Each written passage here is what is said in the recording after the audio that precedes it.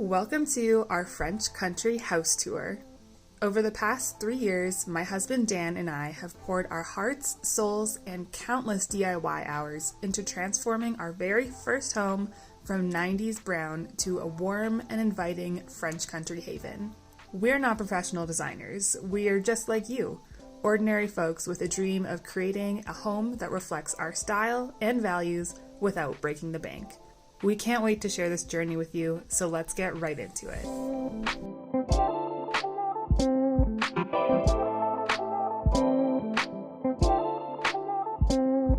So this kitchen started off very 90s. The cabinets were all entirely wood. The walls were green, which made zero sense. And the only thing that was really working for it was the size as well as the countertops. They are granite, which obviously if you can avoid changing things, that's a really great place to start in terms of a budget-friendly renovation.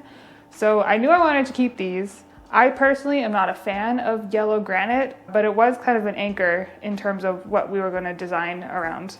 So I went on Pinterest and I found a bunch of pictures. I knew I wanted to do green on the bottom and white on the top, but then it was a matter of figuring out which colors exactly and what else to add from there.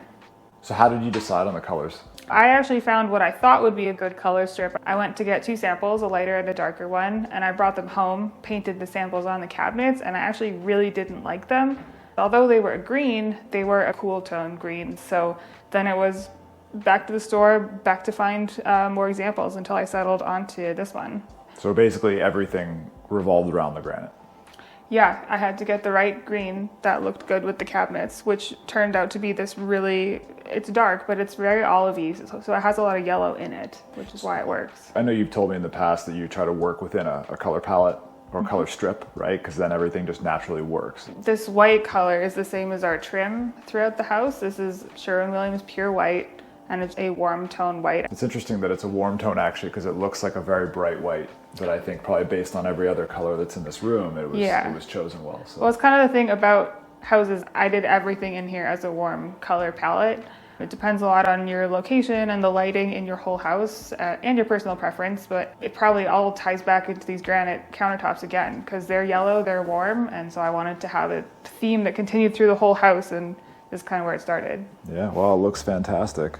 We did add this pot filler while we were doing the mudroom renovation on the other side of this wall. We just pulled a line right from the sink down through the walls and up from the backside. And everybody hated me because I wanted this pot filler, and it was a lot of work to add, but I really like it. So. That's cool. The other things that we added are all these wood pieces too. This is one of my favorite wood stains called Early American that we put on basically everything. So we have it both on the light up there, which was a DIY that I did, as well as right here. But this is just regular pine? Yep, regular dimensional lumber. It looks fantastic. It really does. So the other thing that I love and I had to see throughout my house was gold. Gold works really well with all the warm tones. It's not everywhere throughout the house, but it is a lot through this main floor. We have the matching Delta pot filler as well as Delta faucet and reverse osmosis filler. Yeah. I'm pretty proud of this. I got all three of them off of eBay for a discount price. We also got this matching champagne bronze handles. Why did you choose to use these types of poles as opposed to just the bar poles on everything? It does give a little difference in texture to the kitchen, having something slightly different other than bar pulls. There's so many cabinets here that it would be, 35 bar pulls. It's a lot to look at. But these corners pull out against each other and there's not a ton of clearance. So I probably spent about 12 hours looking for the perfect color of gold pull that would fit in this dimensions. Yeah, this is a really tight clearance. Yeah, exactly. I actually do like the black appliances in here. A lot of people go for stainless steel, but I think they blend in way better to the green. We also did this green as a full stack here. I had contemplated putting trim and painting the top half white, but I think it gives a really nice grounding element, and I went with fully green as opposed to fully white because green is like the base color. It helps give weight and structure. You know, you like darker colors on the bottom and lighter colors up top naturally. There's some kind of human science behind that. It's more comforting to us. Probably brings a bit of height to the eye as well, right? Extending from the ground. Yeah, exactly. Yeah, the one last thing I want to mention before we left is this backsplash, because this is original to the house too, and I did not like it for the longest time. This screams cool tone to me in a lot of ways. So I had plans to paint it, maybe do some chalk paint and some distressing, but in the end, because of what we did to our living room, which we can show you guys next, it actually works really well. Like, I think we pulled in a lot of the warm tones, the browns, the darker colors in here. That it worked. It somehow works at the end of the day, which I'm really happy about. Yeah, I think we both are. Great. You want to move on?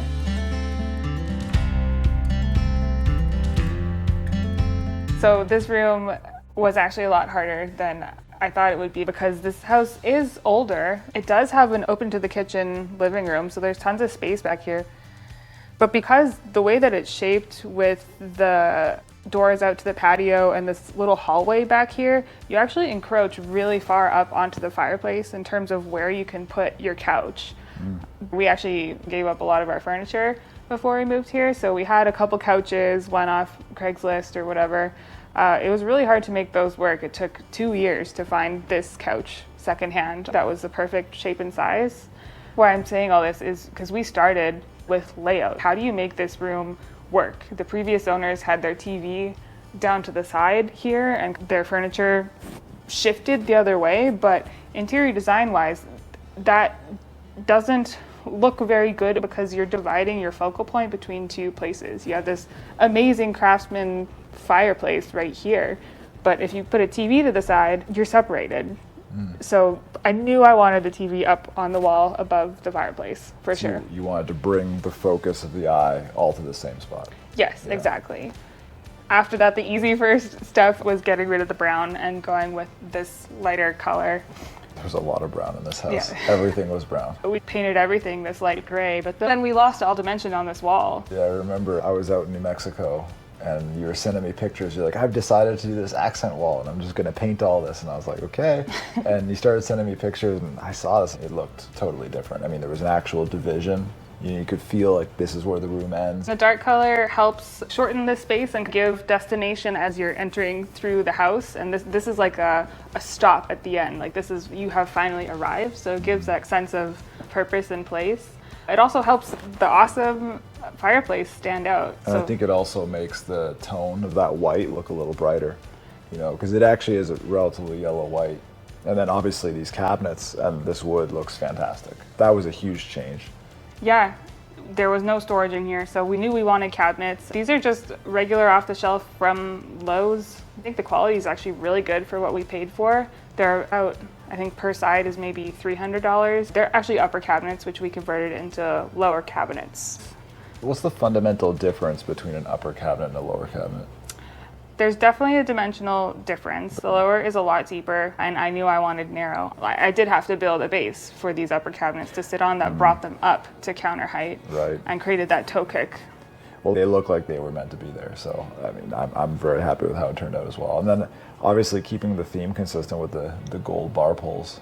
Yeah, and really and ties it together. The best part was those were all leftover from the kitchen, so perfect match by default. Do you want to talk about the shelves? This is the wood hack that was almost the biggest takeaway from a lot of our DIYs over the past couple years. I'm really happy with how these turned out, actually. So again, this is the same as what we did in the kitchen. It's just dimensional lumber, right? Just cheap pine. And all this comes down to is taking an axe and a hatchet, and if you can get in there and you can kind of shape it, you start getting close. And then you got to take the wire wheel. It would just take out the younger, less dense growth rings in the wood and really give this fantastic texture, which kind of emulates what would happen if it was naturally weathered. And I mean, I think it looks super fantastic. So it does lean more farmhouse, like more natural. I really do love natural textures, but this is also part of what led us to buy these cast iron hangers as well, because they're leaned into that craftsman, hand-hewn, handmade type older of look, organic feel. Yeah, no, they really tie it together. All right, let's move on.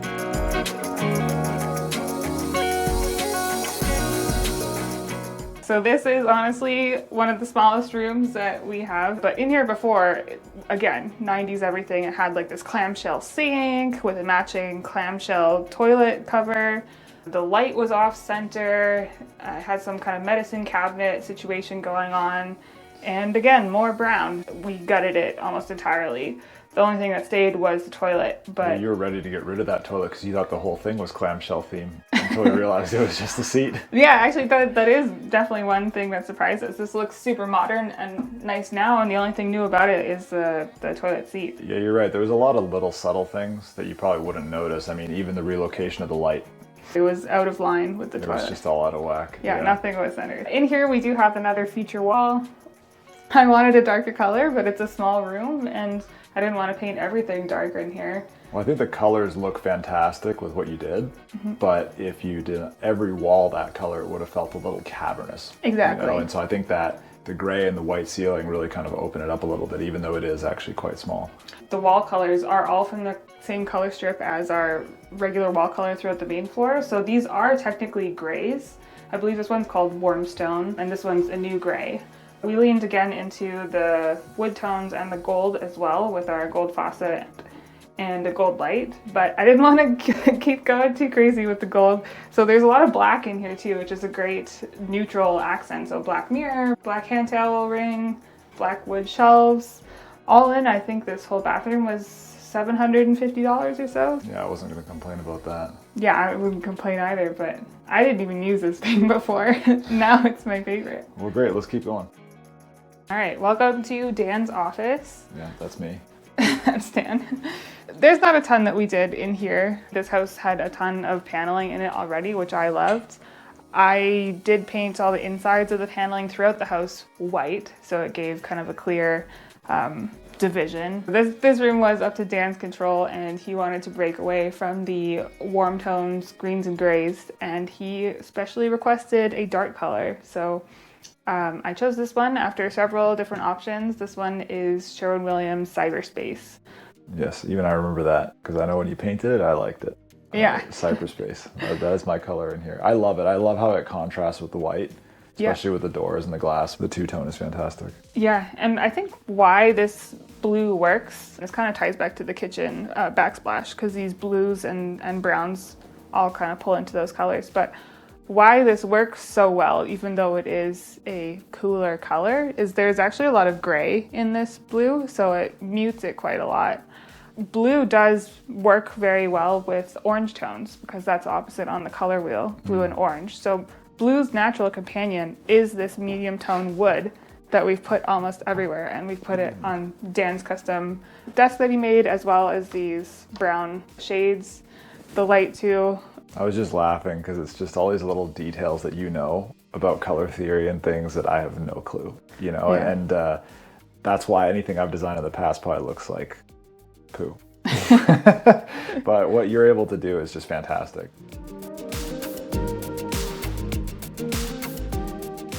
All right, welcome to our dining room. So we actually use this room as a gym for almost our entire stay here. But in terms of selling the house and staging, multiple realtors recommended for us to turn this back into a dining room. So there used to be a really retro light fixture in here. Yeah, the old one was crazy. It was like all kinds of plexiglass and tassels and whatever, you know, it was never going to work for a gym. But, no, that thing's been long gone for a long time. In terms of staging too, because it was empty to us, we didn't have anything. We could have borrowed something from a stager, but we actually found this on Facebook Marketplace for, I don't know, $175 or so, table and chairs. And it's the perfect neutral, not too yellow oak wood table to go with the rest of the house. And I mean, yeah, it's great. So. And I think one of the key parts of my approach to this house was trying to keep authentic to how it was built. So again, this paneling is original to the house. It used to be painted brown on the inside. But that's part of why I fell in love with this house in the first place, was because it had this very traditional, elaborate feel to it. Mm-hmm. It felt expensive, you know. Sort of opulent. Yeah, exactly. So I want to carry that into, you know, the new century of let's throw in some more modern touches, some more modern colors, that kind of thing. Awesome. Well, we got lots to cover. Let's keep going. We use this full time as our dining table of choice. This table we actually got for what, like $25. $25 yes. A long time ago. Yeah, in Michigan where we used to live. So It's somebody who's very eager to clear out their garage. Yeah. So this thing has been good to us. And this light was actually original too. It was Unchanged. unchanged. Yeah, Exactly it fits the theme of our house. So I kept it there. But one of the bigger changes we did throughout this entire tiled space was painting the grout. So it used to be really dark and stained in patches, especially around the sink. So I cleaned it and then painted it. And honestly, it just makes the whole floor look seamless throughout here. So I'm really glad we did that. You know what's really interesting about the grout paint project is that it's actually one that you did to remove contrast, and I've never really understood that, but it does make it look a lot better. For whatever reason, in some areas you want that contrast, but on the floor you don't. And why is that? Is that because you don't want to draw your eye to the floor? Yeah, I think so. I mean, you want to draw your eye to the things you want to look at, the things that are beautiful, things that are inspiring, and looking at my dirty water-stained 30-year-old grout is not where I want you to look. And I think your eye also does pick up on inconsistencies. So like I was saying, it was lighter over here, darker in the kitchen, so your mind naturally goes to like, there's a difference here. Yeah, because it's interesting, we haven't touched on the mudroom yet, but the mudroom does have a lot of contrast on the floor. I mean, it's a dark herringbone brick look tile with bright white grout. Yeah. So there is a lot of contrast, but it looks great in that room. Why the contrast in the grout didn't look good in this room, you're right, it was probably because it was clearly dirty and inconsistent. But yeah, the grout paint really, really just pulled it together. It looks fantastic. Yeah. Let's go check out the mudroom.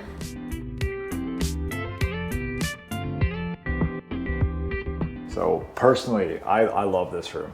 I don't know why. I don't know if it's just that it's all new, but actually that's probably what it is. This is the one room that we really changed everything. Yeah. There used to be a wall dividing these two into two separate utility rooms, and we took a look at the rafters up here. There's actually a storage space, kind of like an attic above here, so we were able to take that wall down. It wasn't load bearing at all. And I, of course, had 17,000 Pinterest pictures that I wanted to design this after, and I was really dying for a brick look on the ground. You can buy thin brick tiles to make a more authentic look, but I found these at Lowe's. They were a heck of a lot cheaper. They're just printed, still textured brick look tiles. But they're ceramic tiles. I think they're porcelain. Well, they're not brick is what I'm saying. Yeah, they are truly brick look. They're brick look, yeah. And to give that authentic brick look, you got to go with the white grout. So everyone tried to keep convincing me to go dark with the grout, but I was like, no, this is the feature of the room. So that's probably going back to what we were talking about grout. I wanted to make you look down, and so here's the contrast. It's funny how you can really manipulate people's focus points, right? That's what interior design is. Yeah. And I mean, the thing is though, you might want people to look down in this room, but looking across in the wall and the shiplap, I mean, it's really looks great too. And I know that you were telling me earlier, horizontal shiplap is sort of the go-to. You ended up doing vertical shiplap in here because you wanted to raise the eye, and make the room look taller. Yeah, horizontal shiplap is also a more modern direction. Vertical shiplap is much more traditional. So I think what I was trying to do, I knew we had to kind of full gut this place, but in addition to giving it the brick tile on the ground, I wanted to try to call back to the rest of the house and integrate it somehow. So we do have all the really nice paneling throughout the house. We don't have any shiplap there, but this is something I've been dying to try for a long time. So I thought this was the perfect place to still give it that character, that French country feel that I wanted for the rest of the house as well.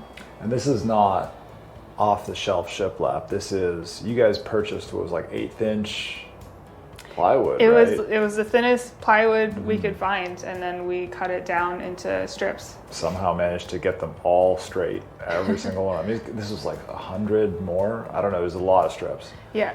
And but it turned out fantastic. I mean, it really brought the cost down. Yes. Yeah. So, Each sheet was like $5 or less, I think. Yeah. And they were all 8 feet tall, which is perfect. Gotta love your frugality. Yeah. I had big dreams. I had to figure out how to make them happen on my own and make them happen within the budget. So. Yeah, well, you definitely accomplished that, and that made me very happy. So. The other thing we added here was this coat rack. Yeah. You have a whole video about this, don't you? Yeah, so there's cast iron coat rack hangers on here, as well as just a really simple piece of wood that we had out in the shop, stained with our same color. Early American? Early American. Yes.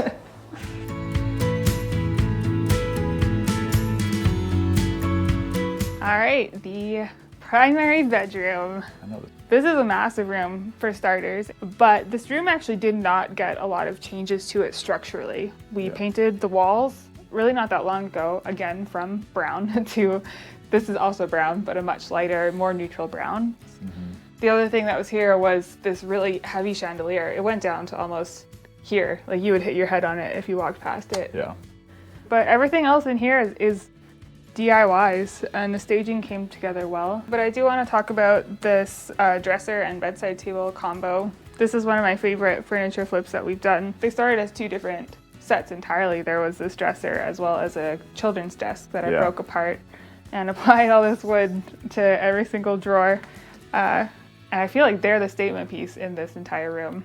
The best part is that they match not only our bedding, and they also match this piece of art. I made this entirely. I went to Goodwill and I bought some, I have no idea what was on it. Oh, right. You didn't start from a blank canvas. You actually painted over top of something. Because I wanted something supersized and it's a lot cheaper and easier. Crazy. It was like $25 or something. So I used some plaster to make some texture here, and there's a whole video on this one. This was the one where you actually added depth. And you were doing the kind of carving with the knife on it a little bit. This was neat. Why it looks so interesting and abstract and it works well in this room was this color palette was chosen specifically to match my pillows. I went to Target and I bought all of this knowing that I wanted to take these colors and make like an accompanying piece. This really is a grand plan, for sure. It's wild how I think you moved into this house and you knew what you wanted to do from a color perspective early on. And you just stuck with that consistently. Same stain everywhere. And it really creates a lot of consistency. I've spent a lot of time dreaming about owning a house and renovating it and doing all my design plans. So I've learned. It all came together. Yeah, fantastic. All right, let's check out the primary bathroom.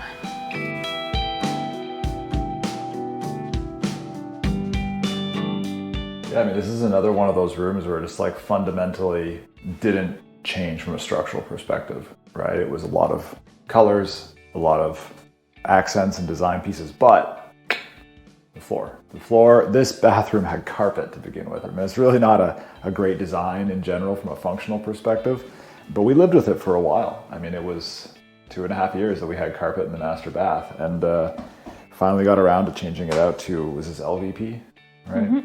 And I mean, yeah, fantastic. A lot of my other renovations around here have been planned like months and months in advance, but here we're starting to get to the tail end of us being able to own this house.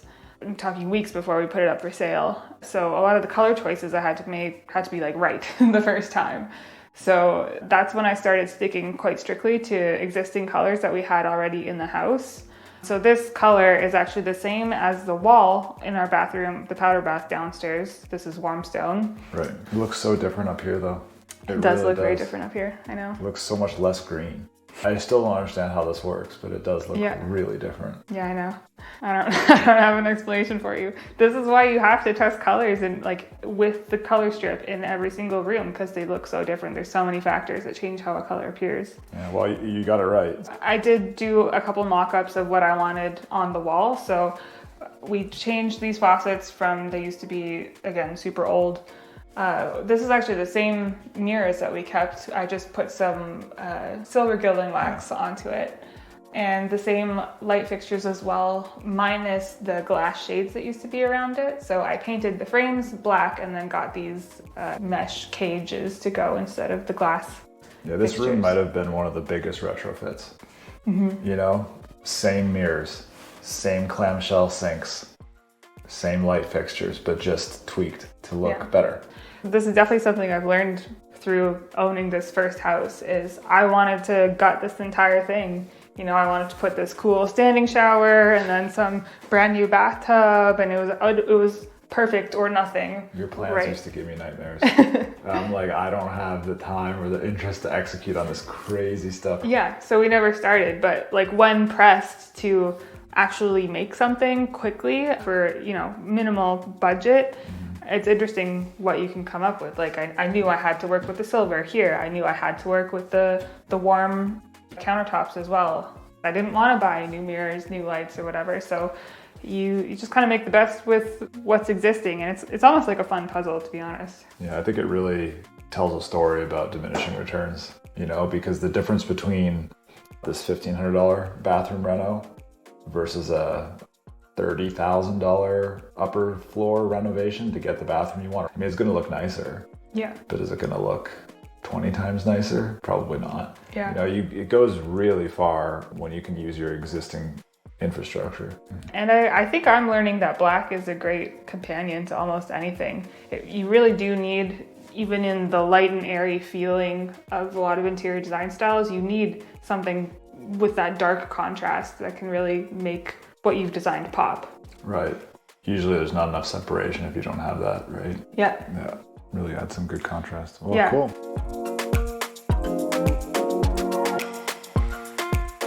All right, so now we are in our hallway bathroom, which is on our upper floor. We got away with, I think, $250 for this entire renovation because it's entirely paint. I would say this is one of the more modern themed rooms in the entire house. We're not really in the warm spectrum at all in here. This is a warm gray, just because we needed to match our countertop we weren't going to change.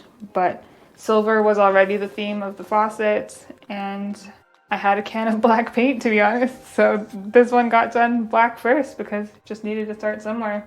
This shower curtain is new too. There was a glass sliding division for the shower to begin with. So it took me a couple tries to find just the right kind of shower curtain that would look good here, having that same black color, but still getting into the textures with these little tassels and the linen feel of this, just to give it a bit more character. All right, welcome to Chez Dan. This is my place. This is my spot in the house where I was able to design at least a part of this. This room was actually real old school to begin with, but a lot of the elements, just like the rest of the house, got kept. This pool table is original, looks fantastic. And then obviously we got the movie room. Getting up into the attic, you know, we ran HDMI cables, all kinds of stuff to get all this integrated and kind of seamless. We got I don't know, is this even a sectional? Yeah, I mean, this couch came from a neighbor. I think it was $400 that we paid them. It's from Rooms to Go, I think, originally. So it's got some storage under each side. And then the center does pull out as well to it's almost like an entire bed. We wanted to be able to have sleeping space up here. Yeah. And I think we tried for quite a while to figure out, could you package a Murphy bed somehow? You know, could you do something that would allow this room to be dual purpose? And I don't think we ever came up with anything. When we saw this couch, that's the ticket right there. We built this entire table to go directly behind the couch because this becomes almost like a theater room in a sense, where you can get 4 or more people on the couch all watching the big screen, but you also can fill up all these chairs on the back. So now you got 8 people watching as like a second layer of seating. So this really is the party space, and we've had many people up here. Of course, got the early American stain, we got the rustic look pine. This was actually a lot of work. It's one thing when you're doing shelves, but when you're doing a 10-foot long table that's got to be distressed on every single side, this was a bear. But I mean, it turned out fantastic. It really did. I'm proud of this for sure. These chairs I did do all on my own too. I painted these and reupholstered them as part of a set. So I really love these chairs. And the other thing that I did is the dresser that's way down here. This is really helpful for our guests if anybody's staying up here for a longer amount of time, that they have a place to put their clothes and things like that. Definitely leans more to this industrial style space as opposed to our more farmhouse style house. Mm-hmm. The last thing we installed was actually this brick wall panel. This panel actually adds quite a lot of dimension to this room. It helps give it that more something organic, something textural. We did this, we're like, why are we wasting our time? It's kind of this fake thing we're gonna pull out eventually. And we didn't, you know, like now it's here and we like it. It's a cool place for me to, you know, keep a little mementos from a past life. Yeah. Okay, that concludes our house tour. I hope you guys learned something about interior design. If you're inspired by any of the projects that you've seen, I'll have the whole list linked down below. Well, thank you for giving us the tour. Yeah, appreciate it, guys. Talk to you later.